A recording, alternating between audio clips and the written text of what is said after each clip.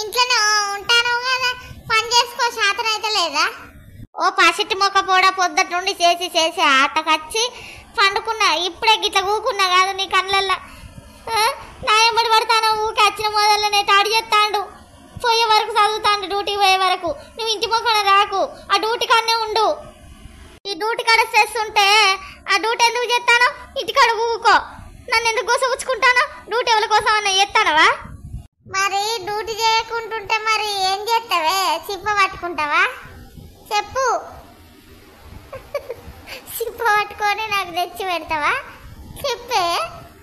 ఇంటికాడ ముద్దుగుమ్మ లెక్క ఊకుంటావు, మళ్ళీ నన్నే ఉత్తర పని చేయవా అని అంటే చాలు భయం గజగజ గజగజ సకసక అని అగవాగం చెప్తాంది చల్లగుండా. ఈ సిప్పిరెంటుకల్లి ఇంకా ఎట్లా తయారైతుంది చూడు. రాచాచి మొక్కంది, పెద్ద రాచాచి తయారైతుంది.